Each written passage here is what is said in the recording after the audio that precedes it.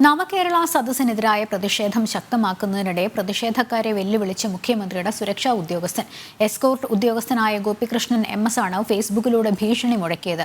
കഴിയുമെങ്കിൽ കൊല്ലം കടയ്ക്കലിൽ വണ്ടി തടയൂ, എല്ലാ മറുപടിയും അന്ന് തരാമെന്നാണ് ഭീഷണി. പ്രതിഷേധക്കാരെ ക്രൂരമായി മർദ്ദിക്കുന്ന എസ്കോർട്ട് ഉദ്യോഗസ്ഥരെ മുഖ്യമന്ത്രി ന്യായീകരിച്ചതിനു പിന്നാലെയാണ് പ്രതിഷേധക്കാർക്കെതിരായ സുരക്ഷാ ഉദ്യോഗസ്ഥന്റെ ഭീഷണി. എസ്കോർട്ട് ഉദ്യോഗസ്ഥൻ ഗോപികൃഷ്ണൻ MS ആണ് ഫേസ്ബുക്കിലൂടെ ഭീഷണി സന്ദേശം മുഴക്കിയത്.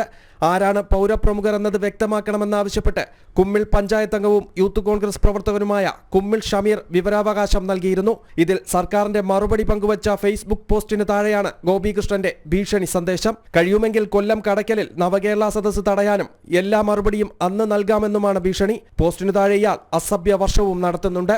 ജനം, തിരുവനന്തപുരം.